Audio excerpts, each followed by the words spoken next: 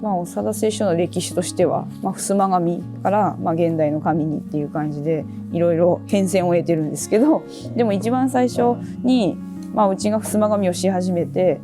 その後おばあちゃんがここに嫁いできて、こうデザインを襖のデザインをして、で結構襖紙が広がったっていうのがあるかなと思うんで、これがおばあちゃんので最初のデザインした紙なの。ずっと一時そういう薄い紙がすごい出た時があって、でそうしたら、ライバル社もいっぱいいますから、似たような薄い山ばっかり次々出てきたんで、ちょっとそこで違う色の紙をやろうっていうことで、こんな色をもっと濃くもっと濃くもっと濃くって言ってやってたのを横で見てた覚えがあります。これが多分歴史順に言うとこれが一番古い紙になりますね。こんなの昭和の初めにこんなデザイン出してたんだからね。これと似てるってことはないけど、ここまで行くと現代美術家でジャクソン・ポロックとかっていうのがね、もう今奥のそういうありますけど、絵の具をわーっと垂らして作った絵の模様だと思うんですね。それがもう昭和の初めの頃にはデザインとしてかっこいいねって言って日本人作ってたっていうから、それがすごいなと思いますよ。紙式しか知らないのをやってるんですよ。デザイン感覚も何もないものがやってた。それが今素晴らしいって言われるとでもそういうそれこそ自然のデザインの美しさなのかなと思ったりしますね。別に考えず意図せず、このモダンなところから逆に言うとこんな風に水をダーって流した模様に移動したり、これ言うと戻ってった感じ。これだと上からね、これ絵の具でもできてしまうけれども、これだともう水の流れでこんな模様、これ絵描けないからね、これ絶対これ絵にこんなも描こうとしたって相当苦しいもんだと思うんですけど、かと思えばストライプの模様があったりドット柄があって、これはもう今の模様なんですけど、やってることは全部一緒なんですよ。こんなに変わることができるっていう基本を最初のその飛龍っていう紙からどんどん出てきたわけで。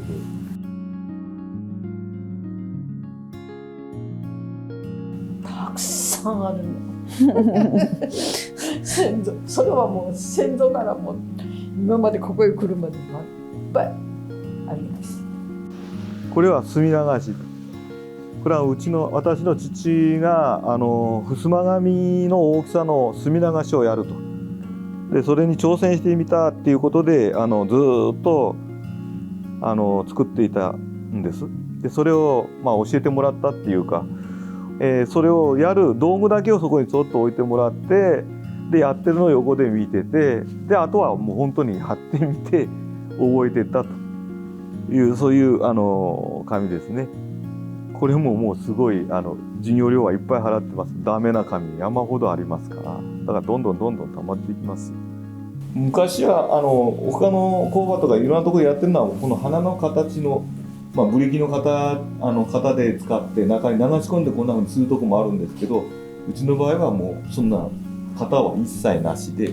油差し一本でこの形に作っている、そういう技術があります。でこれの中の特徴は、ここには濃いお花の模様がありますね。でここは薄い、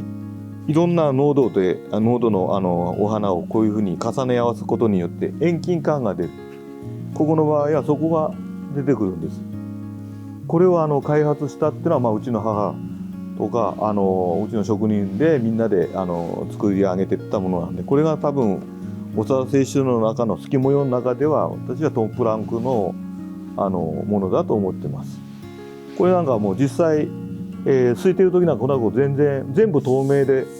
分かるのこれだけですから、ほとんどこんなとこ何も分かりません。出来上がるまで誰もその場にいる人は経験でこのぐらいの模様が出てると思ってるだけです。ここは本当究極なものですね。元はね、もうちょっと まともな紙だったんですよ。まともな紙って言い方はあれですけど、この絞りが小さい絞りで、絞りはもうとにかくでっかい絞りを作りたかったっていうことで、こんなこれのヒントは実はマリメッコ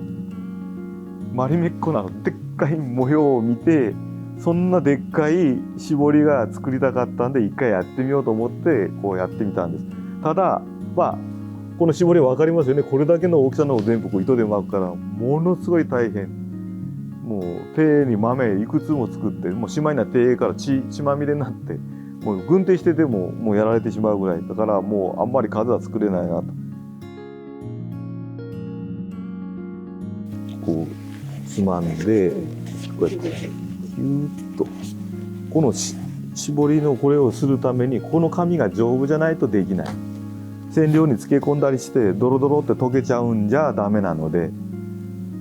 あとこのシワのところだけ染料が入りやすくしといて、もうここも染まってはいるんですけど薄いでしょ、ね、でここのところに入るようにしなきゃいけないためには、この丈夫じゃなきゃいけないし、それ用の加工もしなきゃいけない。加工技術も入ってます。透け模様技術だけではないです。一番やっぱりいろんな新しいものを作れた原因っていうか、動機づけみたいになったのは、いろんな注文を聞いてきたんですね。で、こんなの作れるか、あんなの作れるか、でこんな場面になんか欲しいんだよねみたいな、そういうような注文を聞いて、でそれに対してじゃあやってみようかのところから、いろんなものを作らせてもらったというなんか経験があります。それとあとはやっぱりこういう工場にねずっといるだけではなく、若い間、景気の良かった頃なんですけれども、両親に頼んで、アメリカも行かせてもらいましたし、それでも当時、アメリカのニューヨークの中に紙で作った作品があったりしてたから、でそれでこれで紙でなんかやれるんじゃないかって、多分そこで気づきを得たんじゃないかなと今なんかそういうふうに思います。でもさっき説明したような、飛龍の技法を使って、最近ではこういうちょっと変わったちょっと細かい柄とかで、今までになかったような柄とかも次々やっていますし、であと最近ではその襖紙っていう利用方法ではなくて、壁紙だったりとか、アクリルの上に貼って、で後ろから光を通すような照明に使われたりだとか、そういう使われ方にちょっと襖紙から変化してるっていうのもあって、紙の感じもちょっと変わってきています。でこう光を後ろから当ててこう透かすみたいな形の紙を作っていたりだとか、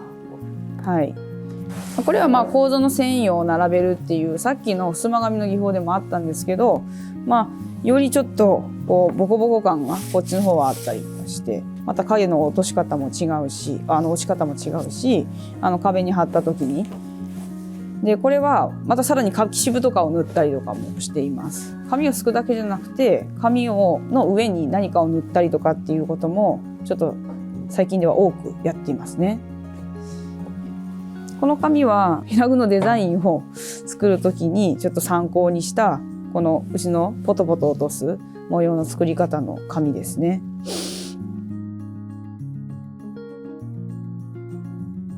でこっちの紙はまた壁紙で、これも光のどこから当たるかによってこう影の落ち方が違うので、壁紙としてなんかこう面白いかなっていうので今作ってる壁紙です。私は和紙を作るっていうところと加えて加工とかどういうふうに使うかっていうところまで広げて幅広くやっていきたいなというふうに思ってます。ありがとうございます。